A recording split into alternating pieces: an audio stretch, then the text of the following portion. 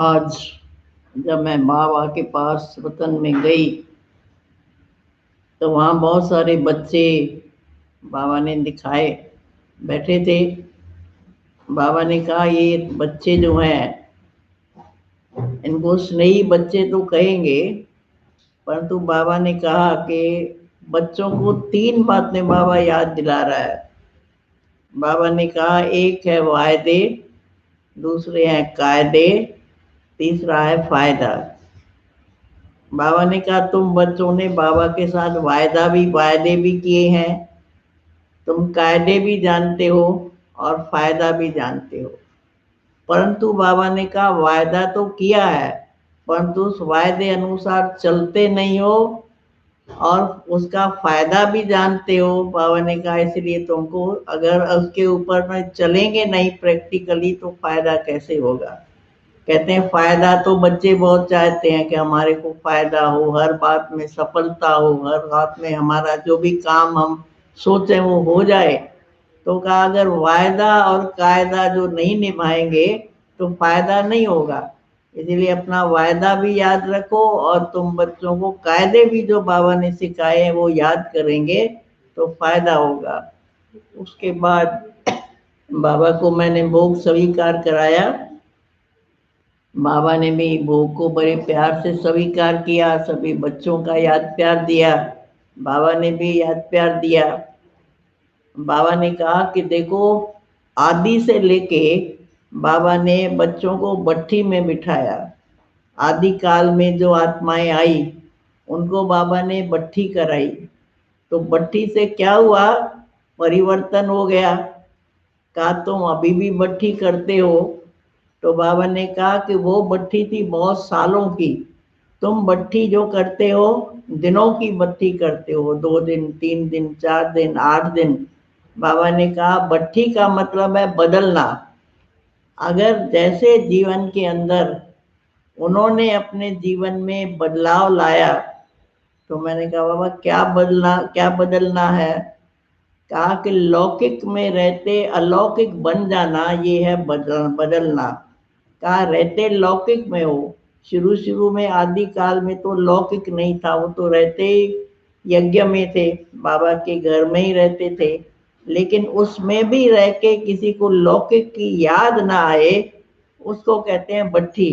अगर भट्ठी में बैठ के तुमको कुछ लौकिक याद धंधा याद आता है, संबंध याद आता है, किसी व्यक्ति की याद आती है, तो कहा फिर लौकिक जब भूलेंगे नहीं तो अलौकिक बनेंगे कैसे। तो सबसे पहला परिवर्तन लौकिक में रह के तुम अलौकिक बन जाओ। कहा कि किसी भी संगठन में तुम जाते हो, चाहे किसी गृहस्थी के घर में जाते हो, चाहे परिवार में रहते हो, लेकिन तुम्हारी जीवन सबके सामने ऐसे दिखाई दे जैसे निराली बिल्कुल।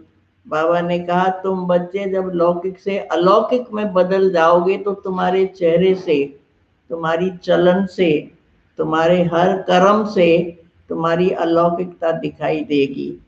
लेकिन बाबा ने कहा अगर लौकिक में रह कर के बाबा का अलौकिक नहीं बने हो, तो बाबा ने कहा तुम्हारे में क्या परिवर्तन आया। तो कहा अलौकिक बनेंगे तब तो अलौकिक जीवन को सफल करेंगे। कहा जन्म तो अलौकिक मिल गया, अलौकिक बाप को भी जान लिया, परलौकिक बाप को भी जान लिया, लेकिन जीवन को अलौकिक नहीं बनाया तो कौन समझेगा तुम्हारा अलौकिक जन्म है।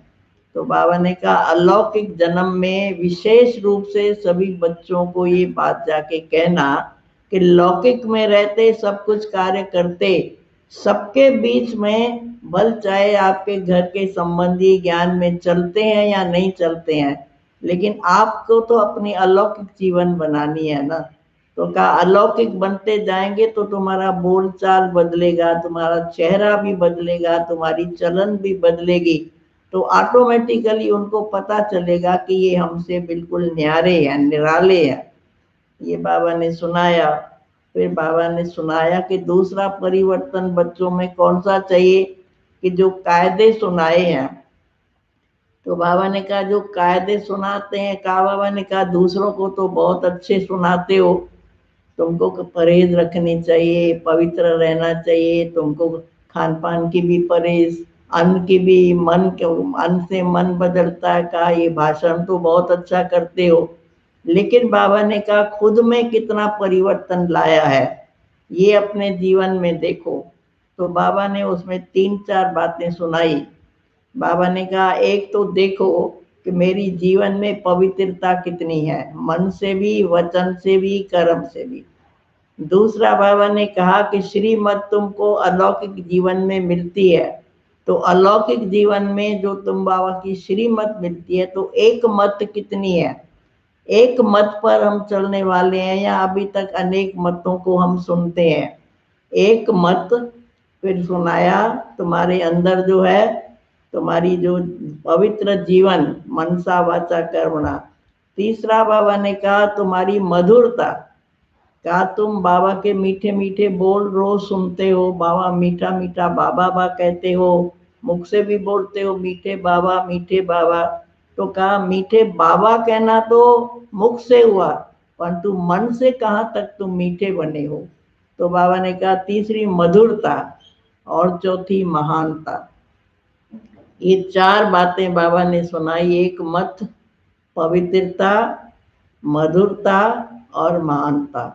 कहा ये तुम्हारी अलौकिक जीवन में दिखनी चाहिए। और अगर बाबा ने कहा कि तुम महानता के बजाय साधारण हो, तो बाबा ने कहा तुम्हारे में क्या फर्क हुआ, लौकिक और अलौकिक में क्या परिवर्तन हुआ। तो परिवर्तन, संसार का परिवर्तन करने से पहले तो खुद का परिवर्तन करना है। फिर बाबा ने कहा कि अगर अंदर से तुम परिवर्तन नहीं होंगे तो वो परिवर्तन बाहर दिखाई नहीं देगा। कहीं समझते हम बाहर से तो परिवर्तन हो गए है ना, क्या परिवर्तन हो गए, हम तो ब्राह्मण बन गए, हम तो बाबा के बच्चे बन गए। तो कहा ये तो बाहर से दिखावे वाला परिवर्तन है। परिवर्तन जो अंदर का परिवर्तन है वो बाहर अलौकिक जीवन में दिखने चाहिए। तो बाबा ने कहा कि पुराने संस्कार बदले, पुराना स्वभाव बदले, तुम्हारे पुराने विचार बदले, पुरानी बातें बदले, तब तो कहेंगे परिवर्तन। अगर तुम्हारी वही पुरानी चाल है, वही पुरानी चेहरा है, पुरानी बोल है, तो बाबा ने कहा अगर वो पुरानी बातें हैं तो मैं समझता हूँ कि परिवर्तन क्या हुआ। तो कहा कि हर एक को अपने आप को देखना चाहिए कि हमारी जो पुरानी हमारे संस्कार स्वभाव है, बाबा ने कहा वो कहाँ तक बदले हैं। तो मैंने कहा बाबा पुराने संस्कार बहुत करे हैं, 63 जन्म के संस्कार है, बहुत करे हैं।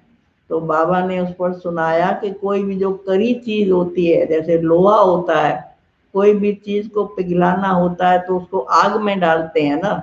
तो बाबा ने कहा कि उसको गर्म करते हैं, वो नरम हो जाता है, नरम होके फिर उसको जैसा मोल्ड करना चाहे हो जाता है।